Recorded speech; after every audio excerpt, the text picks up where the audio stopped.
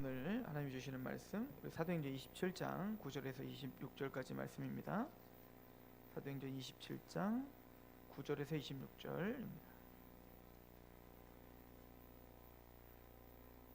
원래 27장 전체를 다 봐야 되는데 9절에서 26절까지만 봅니다.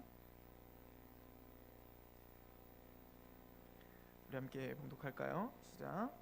여러 날이 걸려 금식하는 절기가 이미 지났으므로 항해하기가 위태한지라 바울이 그들을 고문하여 말하되 여러분이여 내가 보니 이번 항해가 하물과 배만 아니라 우리 생명에도 타격과 많은 손해를 끼치리라 하되 백부장이 선장과 선주의 말을 바울의 말보다 더 믿더라. 그 항구가 겨울을 지나기에 불편하므로 거기서 떠나 아무쪼록 베닉스에 가서 겨울을 지내자 하는 자가 더 많으니 베닉스는 그레데 항구라. 한쪽은 서남을 한쪽은 서북을 향하였더라. 남풍이 순하게 불매 그들이 뜻을 이룬 줄 알고 닻을 감아 그레데 해변을 끼고 항해하더니 얼마 안 되어 섬 가운데로부터 유라굴러라 라는 광풍이 크게 일어나니 배가 밀려 바람을 맞추어 갈 수 없어 가는 대로 두고 쫓겨가다가 가우다라는 작은 섬 아래로 지나 간신히 고루를 잡아 끌어올리고 줄을 가지고 선체를 둘러 감고 스르디아에 걸릴까 두려워하여 연장을 내리고 그냥 쫓겨가더니 우리가 풍랑으로 심히 애쓰다가 이튿날 사공들이 짐을 바다에 풀어버리고 사흘째 되는 날에 배의 기구를 그들의 손으로 내버리니라. 여러 날 동안 해도 별도 보이지 아니하고 큰 풍랑이 그대로 있으며 구원의 여망마저 없어졌더라.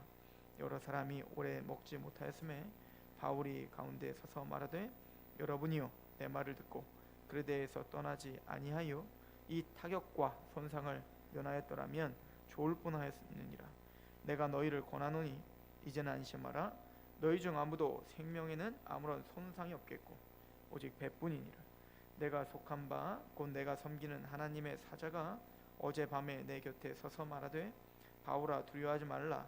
내가 가이사 앞에 서야 하겠고 또 하나님께서 너와 함께 항해하는 자를 다 내게 주셨다 하였으니 그러므로 여러분이여 안심하라. 나는 내게 말씀하신 그대로 되리라고 하나님을 믿노라. 그런즉 우리가 반드시 한 섬에 걸리리라 하더라. 아멘. 사도 바울이 예루살렘에서 잡혀서 우리가 아는 대로 제사장 사네드린 공의에 잡혀서 신문을 받고 그리고 거기서 이제는 처형할 어떤 그 권세가 사네드린에는 없기 때문에 이 바울을 이제 총독에게 맡기는 거죠. 로마가 사형을 집행할 수 있으니까.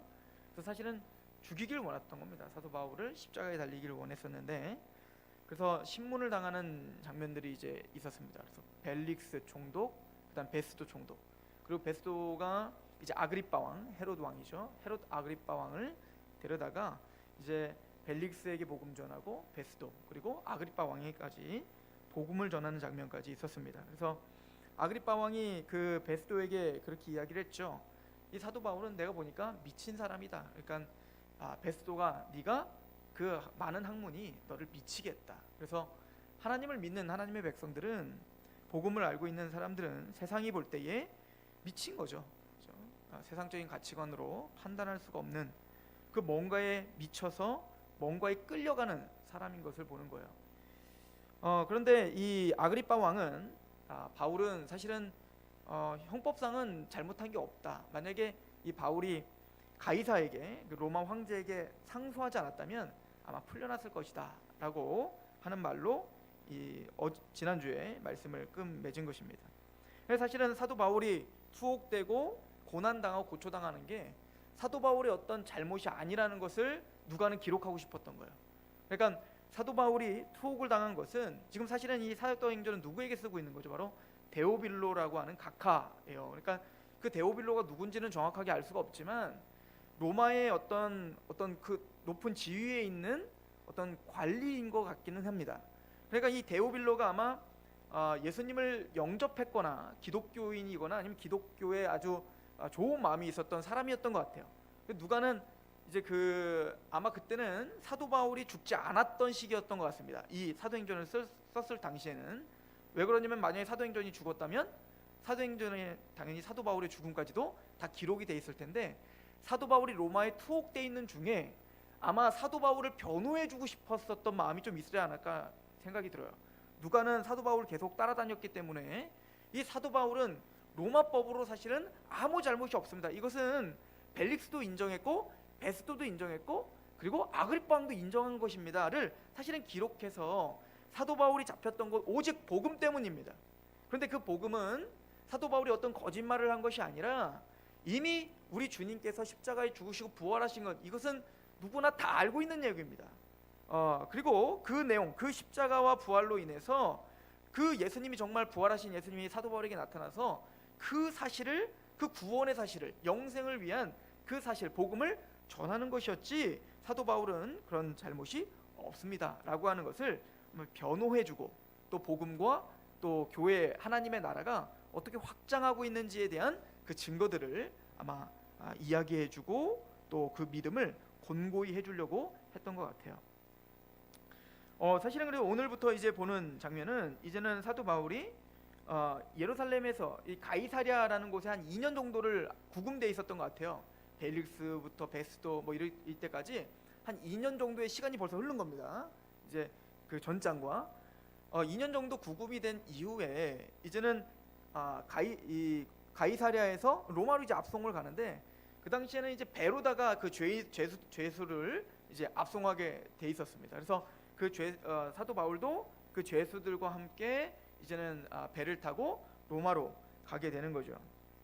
그 여정이 자세하게 나오는데 1870년대에 제가 이름을 까먹었네요. 그 항해사이면서 지중해 여기 보면 그레데 섬이 나오는데, 그레데 섬에서 살았던, 그래서 예수님을 믿었던 그 사람이, 항해사이면서 그곳에 살았던 모든 지형을 알고 있는 사람이 글을 쓴 게 있어요. 사도 바울의 그 로마까지 가는 이 배의 여정, 이 항해의 여정을 글을 썼는데 누가가 사실을 기록했다라고 하는 거. 그러니까 자기가 그 지역에 살고 또 그 지역의 어떤 그 자연 환경과 또 시기와 이런 걸 볼 때 대단히 정확한 기록이다라고 하는 것을 증명한 책이 있죠. 그래서 이 기록을 보는 사람들은 굉장히 구체적인 사실까지도 다 여기 기록이 돼 있는데, 그래서 우리가 보통 하나님의 말씀을 우리가 어떻게 신뢰할 수 있느냐라고 할 때 이 말씀의 지명과 인명과 연도가 이제 기록이 돼 있는데, 그런 구체적인 기록들이 그때는 다 거짓말일 거야. 예를 들어서 여리고성이 있었던 건 거짓말일 거야. 또 니느웨성, 아수르의 그 니느웨성이 어디 있었니? 그런 거 없어라고 거짓말일 거야, 꾸며낸 거야라고 했다가 고고하게 발견이 되고 고고하게 발전이 돼서 나중에 니느웨성이 정말 발견이 됐죠. 근데 성경이랑 정말 똑같은 그러니까 과학과 역사는 이게 거짓말이라고, 전설이라고 이야기했지만 성경이 계속 주장하고 있었던 것이 고고학으로 발견되고 있는 것처럼, 바로 그런 차원에서 이 말씀도 대단히 하나님의 말씀이 체계적이고 누가가 굉장히 구체적으로, 그리고 이거는 그냥 들어서 쓴 게 아니라는 거예요. 우리는 보면 모르겠지만 그 사람은 전문가 입장에서 볼 때 이거는 누가가 같이 있었다는 겁니다.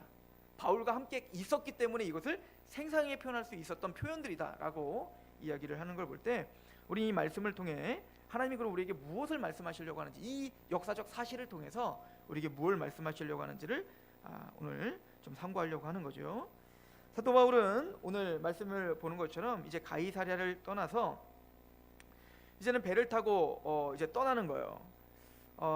처음에는 좋았습니다. 처음에는 좋았죠. 우리 2절부터 보면, 아시아 해변 각처로 가려 하는 아드라무떼노 배에 우리가 올라 항해할세, 마게도냐의 데살로니가 사람 아리스타고도 함께 하니라. 그래서 아마 그 당시에는 사도 바울이 시민권자기도 하고 또 벨릭스와 베스도에게도 사실은 굉장히 좀 호의를 받았죠. 그리고 또 굉장히 호감을 줬어요. 벨릭스도 그 사도 바울을 찾아가서 복음을 듣기도 하고, 그러니까 바울이 뭔가 범상치 않은 사람인 걸 좀 알았고, 또 시민권자이기 때문에 그 수종 드는 사람들을 같이 계속 딸려 보냈던 것 같아요. 그러니까 누가도 같이 가고, 지금 여기 보면 아리스토고라고 하는 그 사도 바울을 좀 도와서 같이 할 수 있는, 그러니까 오늘처럼 그런 뭐 재수라고 해서 막 착고에 매이고 사도 바울은 그런 것 같지는 않습니다. 좀 자유롭게, 그러나 지금 얽매여서 로마까지 압송당하고 있는 중인 겁니다. 3절에 이튿날 시돈에 되니 율리오가 바울을 친절히 대하여 친구들에게 가서 대접받기를 허락하더니, 이 율리오라고는 백부장도 이 그 사도 바울을 굉장히 끝까지 믿어주고 나중에 사도 바울을 죽이려고 할 때 이 율리오가 살려주죠. 그래서 율리오가 보기에도 사도 바울이 참 뭔가 사람이 범상치 않고 또 헛 얘기를 할 사람처럼 보이질 않았던 것 같습니다. 4절 또 거기서 우리가 떠나가다 맞바람을 피하여 구브로 해안을 의지하고 항해하며 길리기아와 밤빌리아와 바다를 건너 루기아의 무라시에 이르러 거기서 백부장이 이달리아로 가려 하는 알렉산드리아 배를 만나 우리를 오르게 하니, 그러니까 로마까지 갈 때 중간에서 한번 배를 갈아타는 거죠. 갈아타서 이제 알렉산드리아 배를 타고 이제 가는 겁니다. 7절 배가 더디 가 여러 날 만에 간신히 니도 맞은편에 이르러 풍세가 더 허락하지 아니하므로 살모네 앞을 지나 그레데 해안을 바람막이로 향해하며, 그러니까 그레데 섬이 있어요. 이렇게 여러분들 그 지중해, 제가 지도를 좀 준비했으면 좋았을 텐데, 지중해가 있고 여기가 예루살렘이요. 다 그려지시죠? 여기 지중해가 있고 여기가 예루살렘이면 요 바로 위에가 가이사랴입니다. 여기서 출발한 거예요. 그럼 중간에 그레데 섬이라고 이렇게 있습니다. 그러니까 바람이 부니까 그 바람을 피하려고 섬 옆으로 붙으면 이제 바람이 막아지니까 그 섬 옆으로 이제는 해안가를 따라서 지금 운행을 하고 있다라고 하는 것이죠. 그래서 그레데 해안을 바람막이로 항해하여 8절 간신히 그 연안을 지나 미항이라는 곳에 이르니 라세아시에서 가깝더라. 이제 이 미항이라는 곳에 문제가 발생하기 시작합니다. 사도 바울이 볼 때에 이제 보니까 이제 항해를 하면 안 될 것 같은 겁니다. 그 사도 바울은 이제는 항해를 하지 말자라고 이야기를 한 거예요. 그 이야기가 이제 나와 있어요. 9절에 보면 여러 날이 걸려 금식하는 절기가 이미 지났으므로, 이 금식하는 절기는 대속제일이에요. 그러니까 유대력으로 하면 7월이거든요. 7월 달. 근데 우리 양력, 우리가 이제 태양력으로 하면 10월 달입니다. 근데 이제 10월 달이니까 겨울에는 항해를 못 해요. 그러니까 11월이 되면 너무 추워지고 항해를 멈춰야 되거든요. 그러니까 이제 이 선원들은 어떻게 할까요? 조금만 가면 한 60km만 가면 되는 거니까 그냥 빨리 가고 싶었던 겁니다. 근데 사도 바울은 가지 말자는 거예요. 죄수의 몸으로. 근데 이제 왜 그랬냐면 사도 바울이 이거는 무슨 하나님에게 계시를 받은 건 아닙니다. 이건 상식이었던 거예요. 왜냐면 사도 바울은 그 전도 여행을 다니면서 지중해를 대단히 많이, 성경에만 한 열 몇 번이 기록이 돼 있어요. 그러니까 배를 타고 이동했던 게.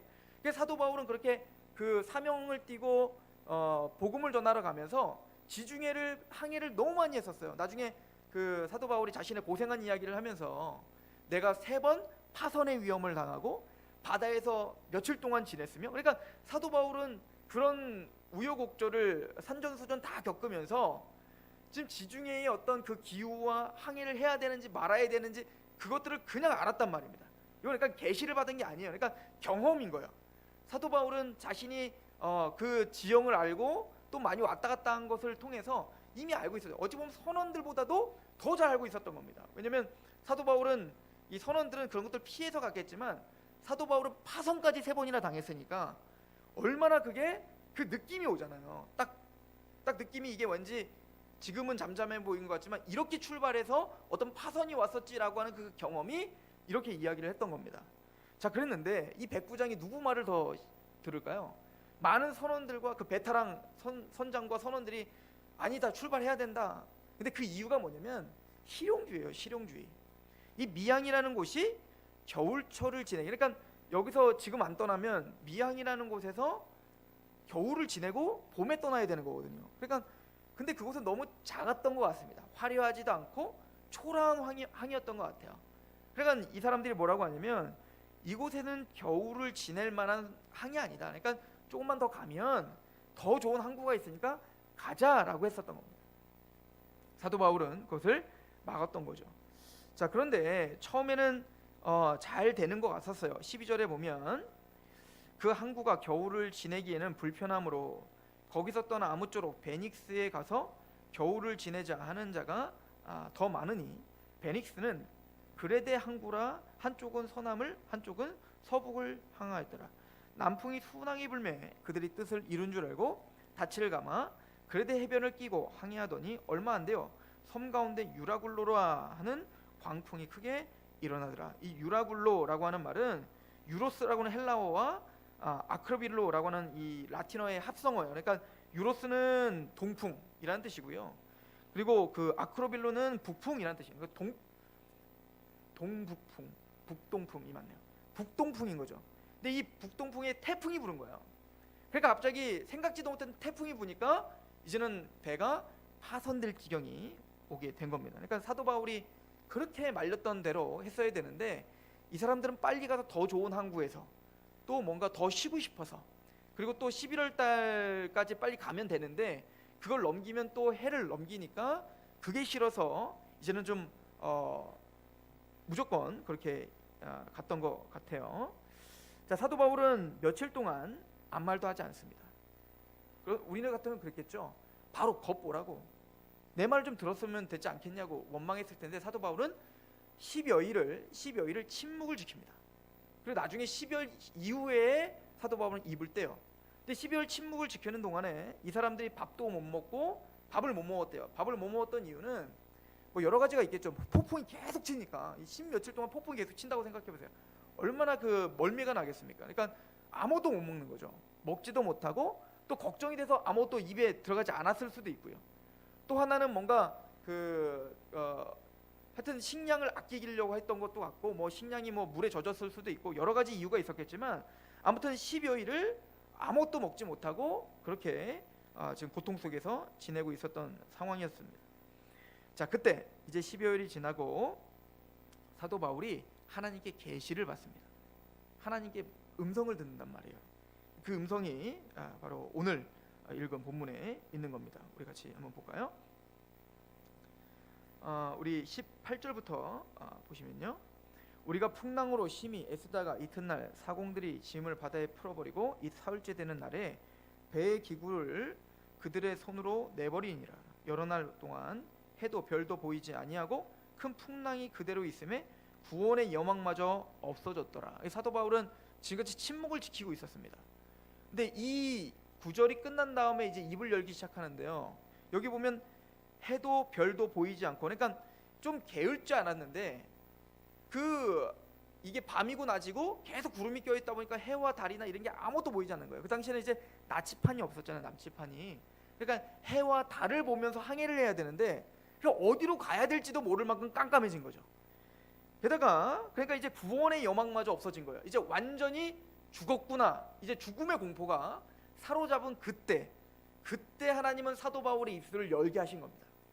왜 그럴까요? 그것은 좀 이따가 우리가 알아보고요. 21절 여러 사람이 오래 먹지 못하였음에 바울이 가운데 서서 말하되 여러분이요 내 말을 듣고 그레데에서 떠나지 아니하여 이 타격과 손상을 면하였더라면 좋을 뻔하였다. 이 며칠이 지난 이후에 입을 열어서 겉보십시오. 내 말을 듣는 게 맞지 않았습니까? 라고 이야기를 하죠. 자, 이제부터는 많은 선원들과 그 300여 명이 되는 그 모든 사람들이 누구 말에게 이제 신뢰를 갈까요?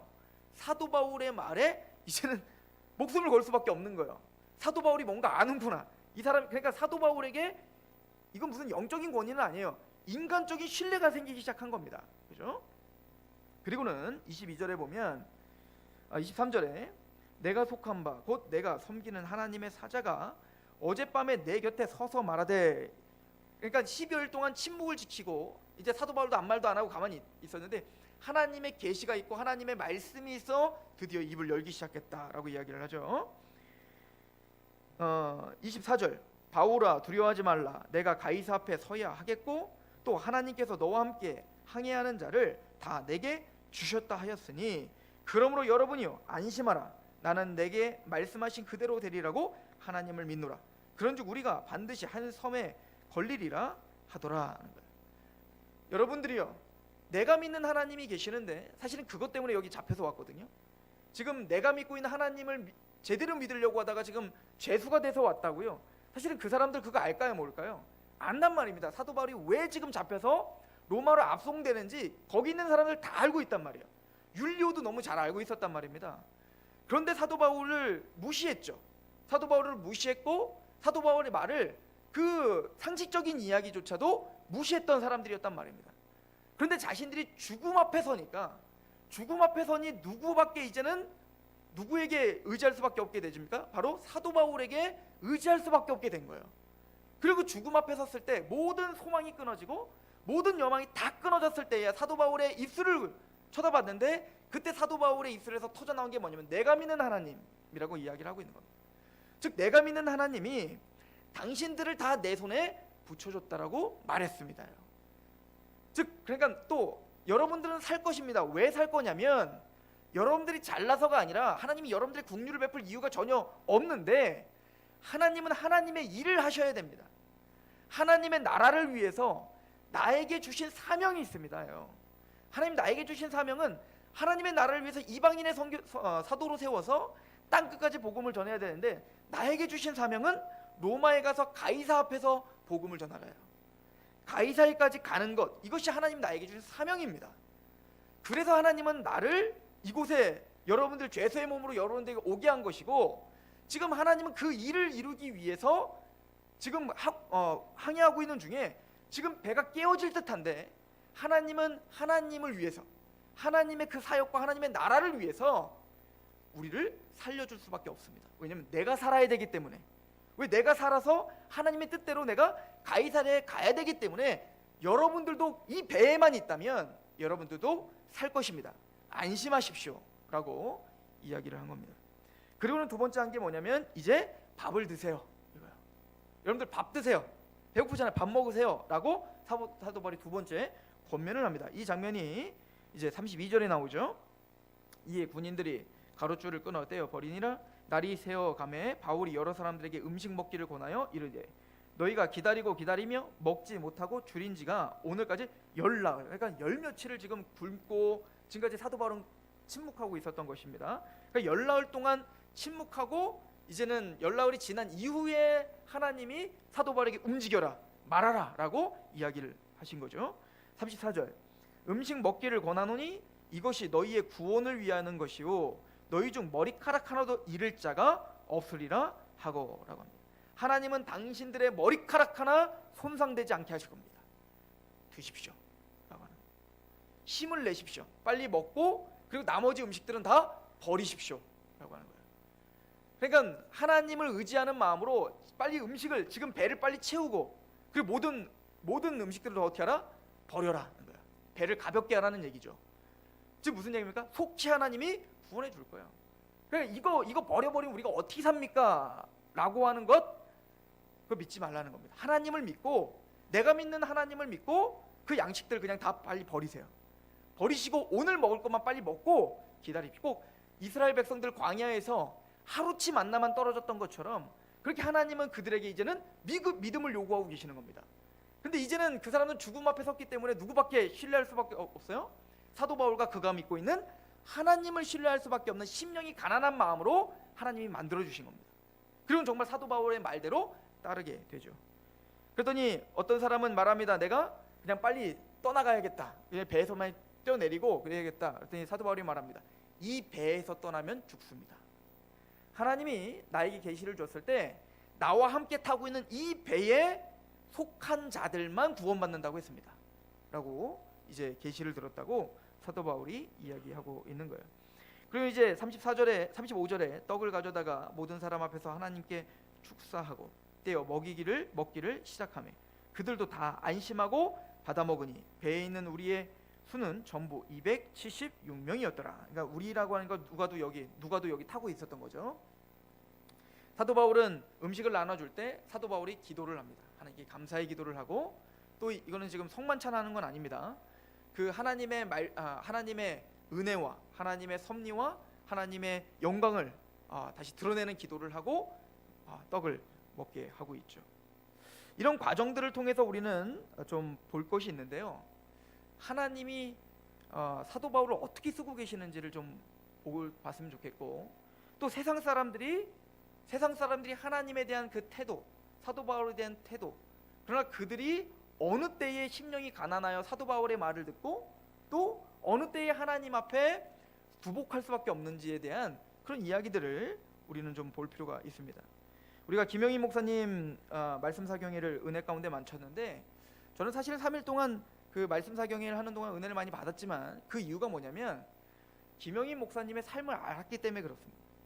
김영인 목사님과 이제 개인적으로 교제를 많이 하면서 김영인 목사님이 미국에서 10여 년 동안 그곳에서 있었던 그 이야기들을 듣고 저는 깜짝 놀랐거든요.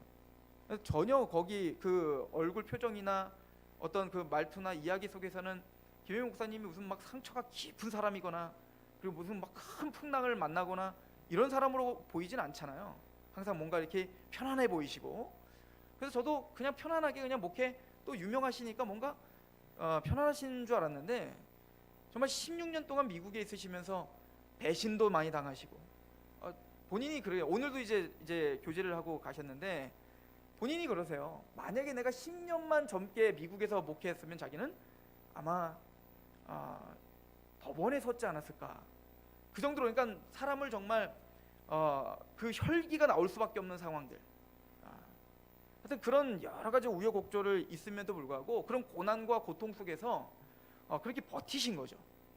사람들이 전혀 알아주지도 않고 또 설교하실 때 왜 그 나왔던 모든 그 단어들 있잖아요. 무슨 배신이랄지 뭐 무슨 뭐 그 내용들이 다 목사님 얘기였어요. 근데 제가 뭘 느꼈냐면 하나님은 그 목사님이 10여 년 동안 정말 죽도록 힘들 정도로 너무너무 힘들 정도로 버티기조차 힘들 정도로 그렇게 미국에서 그렇게 목회를 했던 그 환경 또 그 삶을 하나님은 허투루 그렇게 보내게 하시진 않았다는 걸 믿어지는 거예요. 왜냐하면 여러분들이 그 말씀을 듣고 그 말씀의 은혜를 받은 것은 단순히 지식이 여러분들에게 전달됐기 때문이 아니었다는 걸 저는 알았기 때문에 그랬습니다. 어떤 큰 지식이 전달된 게 아니라 그냥 그분의 삶이 전달되고 있다는 느낌이 들었어요. 그분의 인격이 전달되고 있었구나. 인격이 전달되고 그 마음이 전달되고 있었구나라는 마음이 들었어요. 그러니까 하나님은 그 목사님의 어떤 삶을 인도하시면서 사실은 목사님 스스로도 너무너무 원망이 많았고 또 하나님께 너무너무 힘들어서 항상 그렇게 하나님 앞에 우리가 하나님을 오해했다 라고 하는 그 책을 쓰셨는데 그것도 뭐냐면 예전에 믿었던 신앙이 아니더라는 거죠. 그 고통을 겪어보니까. 근데 하나님은 그 과정을 겪고 정말 연단된 어떤 정금과 같은 어떤 말씀이 선포되게 하셨구나라는 거예요. 그냥 지식적으로 그냥 멋진 이야기를 통해서 우리를 감격시키는 게 아니라 그 인생이 담긴 이야기를 할 수 있는 메신저로서 한국 교회에 지금 그런 메신저가 필요하거든요. 그런 메신저를 하나님이 만드시기 위해서 그를 그렇게 고난 가운데 있게 하셨고, 그러니까 우리는 은혜를 받았구나. 그러니까 우리는 편안하게 그걸 듣고 은혜 받잖아요. 물론 우리의 삶에서 그걸 또 싸워내야 되지만, 그러니까 하나님은 그의 인생을 들어서 그의 10여 년의 인생을 10여 년 전부터 선교사 인도네시아의 선교사 때부터 그런 모든 인생들을 총동원하셔서 마침내 뭡니까? 위기에 있는 이 사람들을 구원하는 도구로 사도 바울을 사용하시더라는 겁니다. 사도 바울이 원래는 첫 번째 살리려고 했었죠. 떠나지 말자. 이것도 뭡니까? 선교 여행을 다니면서 가진 고통을 통해서 3번이나 파선당하고 그리고 죽음 가운데 내몰리면서 배운 지혜거든요. 근데 그 지혜를 사람들은 어떻게 합니까? 파선당해본 경험이 없기 때문에 무시해버리는 겁니다. 그리고는 하나님은 이제 뭡니까? 그 상식이 통하지 않는 그들에게 이제 뭡니까? 하나님은 상황과 환경을 통해서 그들의 마음을 낮추시는 겁니다. 그들의 마음을 듣는 그들의 청중의 마음을 낮추셔서 사도 바울의 그 말씀이 사도 바울의 그 말에 힘을 실어주는 거예요. 저는 또 하나는 목사님의 삶이 선포되는, 목사님의 인격이 선포됐기 때문에 우리가 은혜를 받았다고 믿고, 또 하나는 여러분들의 인생을 통해서 받아들였기 때문에 그게 은혜가 됐다고 믿어요. 그냥 내 얘기이기 때문에 그런 거죠. 하나님은 우리를 그렇게 준비시켜 준 것이죠.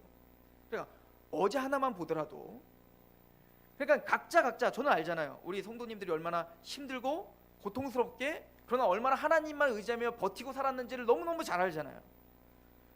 그렇기 때문에 목사님의 말씀들 한마디 한마디가 우리 성도들한테 하는 얘기인 것 같고 또 저한테 하는 얘기인 것 같고 우리 교회한테 하는 얘기인 것 같은 거예요. 이게 저 먼 나라 이웃 이야기가 아니라 내 얘기는, 그러니까 김영희 목사님의 이야기가 아니라 또 어떤 사도 바울만의 이야기가 아니라 내 이야기구나라고 하는 심령의 가난한 마음은 그게 들려지더라는 거죠. 누가 하신 겁니까? 하나님이 하셨다는 거예요. 하나님이 김영희 목사님을 준비시켜 주셨고 하나님이 우리를 그렇게 토대를 마련해 주신 거죠. 예화를 하나 들은 것뿐입니다. 그게 무엇이든.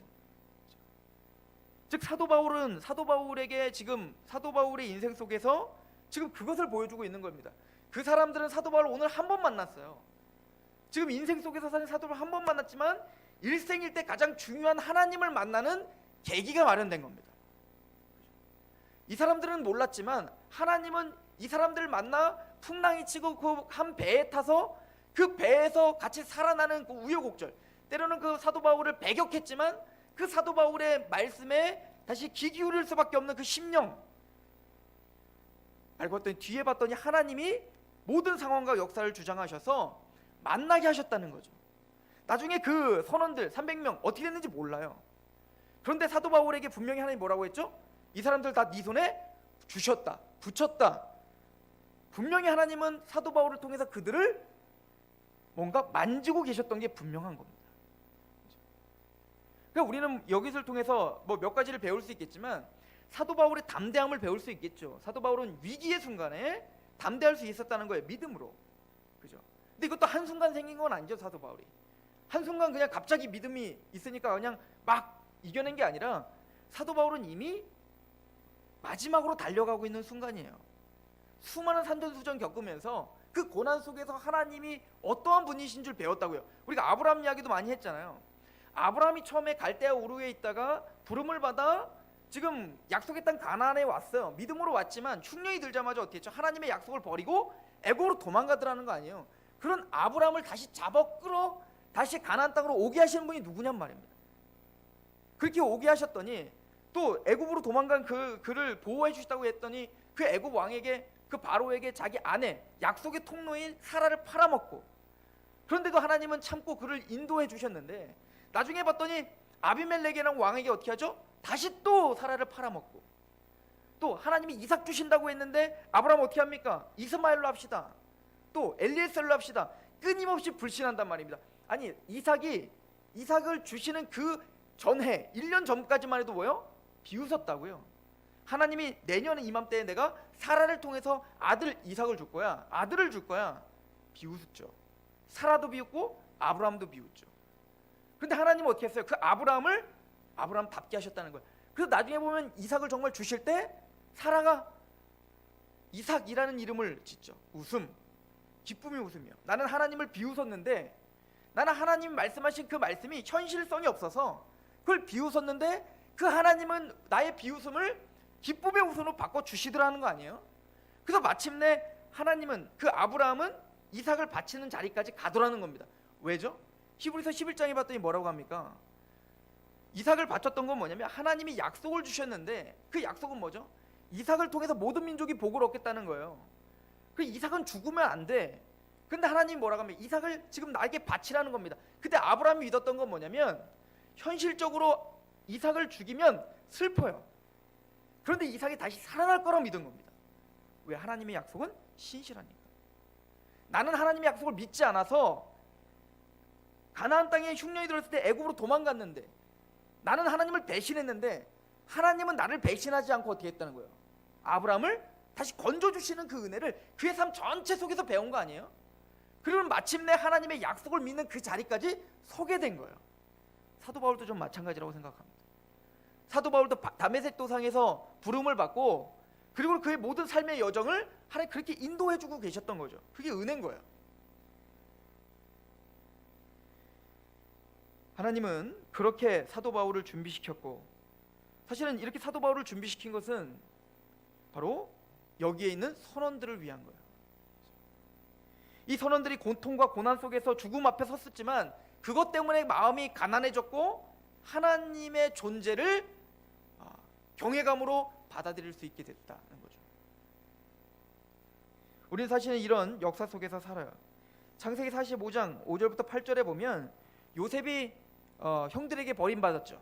형들에게 버림받고 또 하나님 말씀대로 살려고 그렇게 보디발레 집에 노예로 팔렸지만 그래도 원망하지 않고 하나님의 말씀대로 살려고 그렇게 했는데 나중엔 또 배신당한 거 아니에요. 그죠? 자기 꼬임에 넘어가지 않는 요셉이 너무 얄미우니까 보디발의 아내가 이제는 감옥으로 가게 한 거 아닙니까? 그 감옥 속에 갔는데 또 술 맡은 거 하는 장, 떡 굽는 거 하는 장에게 예언을 해주고 그걸 풀어주고, 그래서 사실은 도움을 줬는데 그 사람들에게도 사실은 도움을 받지 못하죠. 나중에 갔는데 잊어버리잖아요. 그러니까 얼마나 야속하겠습니까? 그러니까 요셉은 사실은 배신당하는 인생인 거예요.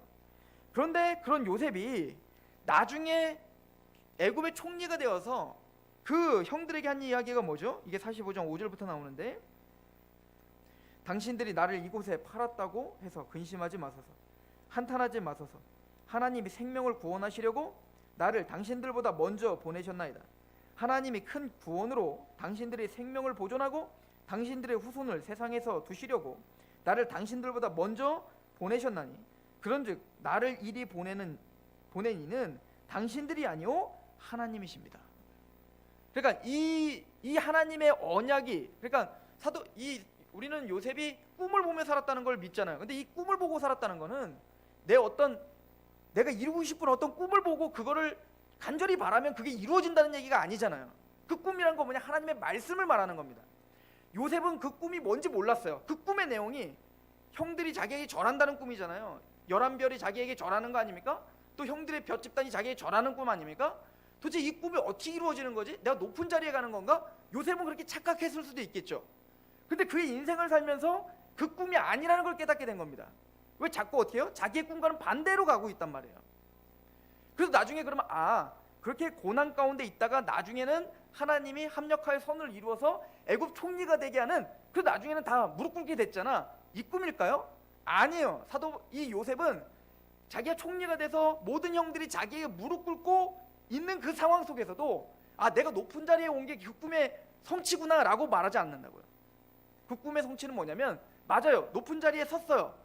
근데 그것을 통해서 하려고 했던 건 뭐냐면 이 사람들의 구원이었던 거예요.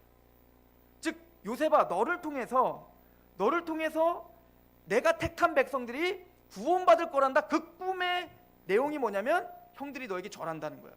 그러니까 요셉은 나중에야 그걸 깨닫게 된 겁니다. 이게 단순히 높은 자리에 간다는 이야기가 아니라 나를 통하여 하나님이 택한 받은 백성들이 구원받는 거구나를 깨달았단 말이죠.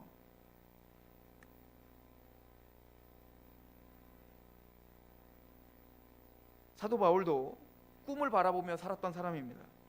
그 꿈이라는 건 바로 사명인 거죠. 하나님이 우리에게 주신 것처럼, 선지자들이 본 것처럼 물이 바다 덮음같이 하나님의 영광을 인정하는 것이 세상에 가득하다라고 하는 그 꿈을 보며 살았던 거예요.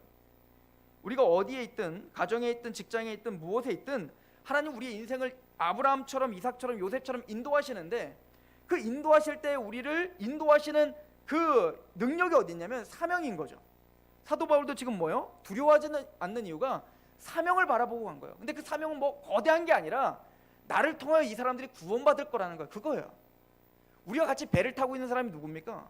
가족일 수 있고, 나와 함께 직장 동료일 수 있고, 또 같은 교인일 수 있고, 그냥 나와 오늘 그냥 피부를 맞대고 있는 그냥 평범한 그 사람들이죠. 어찌 보면 하나님은 우리를 인도하시는, 우리의 인생을 인도하시고 또 그들의 인생을 인도하셔서 마침내 한 배에 타게 하신 거예요. 왜? 우리를 통해서 그 사람들이 구원받게 하기 위한 거죠. 하나님 나라가 확장되게 하기 위함인 거죠. 사도 바울은 고통과 고난 속에서도 하나님의 이 언약과 신실하신 그 사명이 분명하다는 걸 알아서 담대할 수 있었다는 겁니다. 사도 바울의 상식도 사용하시고 사도 바울의 신앙도 사용하시는 거예요. 그러니까 모든 삶을 다 합력하여서 하나님의 뜻을 이루고야 마는 거죠. 그게 하나님의 주권이고 하나님의 능력이라고 성경은 가르쳐주고 있는 것입니다. 저는 오늘 말씀을 통해서 한 두 가지를 좀 적용했으면 좋겠다라는 생각을 했어요. 하나님이 우리를, 사도 바울을 인도하셨듯 우리도 인도하셨을 거라고요. 많은 풍랑들을 겪게 하셨고, 강도의 위협, 그리고 강의 넘침의 위협, 3번의 파선의 위협, 그 깊은 바닷속에서 그 죽음 앞에 있었던 그 위협, 그런 것처럼 우리도 많은 여러 우여곡절을 겪으며, 저보다 훨씬 많은 우여곡절들을 겪으며 사셨을 거란 말입니다. 저는 이제 앞으로 살면서 그런 것들을 더 겪게 될 테지만요. 그런 삶을 통해서 하나님은 이 일을 이루실 거라는 거예요. 그러니까 사도 바울은 그거에 대한 확신이 있었던 거죠. 그러니까 이 일을 통해서 하나님은 지금 당신들을 내 손에 붙였습니다. 사도 바울이 예배자로 살 수 있었던 그 이유도 여기 있죠. 고린도 전서 10장 31절에 보면 예배에 대한 이야기를 합니다. 너희가 먹든지 마시든지 무엇을 하든지 하나님의 영광을 위하여 하라. 근데 사도 바울처럼 이런 나에게 당신들을 하나님이 나에게 내 손에 붙였습니다 라고 하는 그 사명이 없어버리면 예배로 사는 것도 사실은 대단히 힘들어집니다. 우리 고린도전서 10장을 보면서 오늘 말씀을 좀 마무리 지었으면 좋겠는데, 고린도전서 10장 우리 31절 보세요.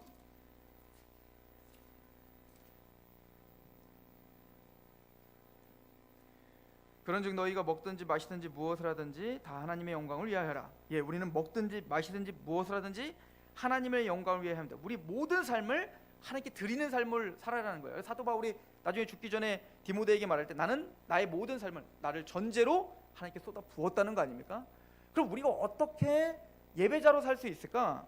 32절 유대인에게나 헬라인에게나 하나님의 교회에나 거치는 자가 되지 말고 나와 같이 모든 일에 모든 사람을 기쁘게 하여 자신의 유익을 구하지 않고, 자기 부인이죠, 많은 사람의 유익을 구하여 그들로 구원을 받게 하라. 이 사명이 분명하면 우리는 하나님 앞에 우리의 삶을 점검하게 됩니다. 먹든지 마시든지 무엇을 하든지 하나님 앞에 사는데, 그 하나님 앞에 산다는 것은 나에게 맡겨주신 그 사람 앞에 나의 인생 전체를 통해서, 또 이 사람의 인생 전체를 통해서 오늘 나를 만나게 해주셨습니다. 그리고는 나는 이 사람이 하나님이 나에게 만나게 해주신 그 사람인 걸 믿고 내가 먹든지 마시든지 무엇을 하든지 하나님의 영광을 위해서 하겠습니다. 그래서 내 유익을 구하지 않고 이 사람의 유익을 구하여 이 사람으로 하여금 구원을 받게 하겠습니다. 이게 예배라는 거예요. 우리는 수많은 사람들을 만납니다. 교회에서 성도로 만나고, 또 가족으로 만나고, 직장에서 동료로 만나고, 또 친구로 만나고, 친척으로 만나고, 수많은 사람들을 우리의 인생 속에서 계속 교차하게 한단 말입니다. 사도 바울을 준비시켜 마침내 그 같은 배에 타고가 만나게 돼 하나님의 영광을 보게 하듯, 우리를 수많은 만나는 사람들, 언제 누구가 될지 모르겠으나 우리를 통해서 우리는 언제든지 깨어서 먹든지 마시든지 무엇을 하든지 하나님의 영광을 위해서 하기를 원하는, 그래서 그 사람이 하나님이 나의 인생을 통해서 그 사람을 설득하고 그 사람을 구복시키기 위한 하나님의 뜻이 오늘 나에게 있음을, 우리는 사명자고 우리는 하나님의 백성이라는 사실을, 부름받은 하나님의 요셉이 말씀을 붙들고 살았던 것처럼, 바울이 그렇게 하나님의 계시와 또 그 사명을 붙들고 살았던 것처럼 우리도 그 복음을 붙들고 살고 있는 동일한 성도라는 사실을 알고 그렇게 힘있게 승리하시는 저와 여러분들 되기를 축원합니다. 기도하겠습니다.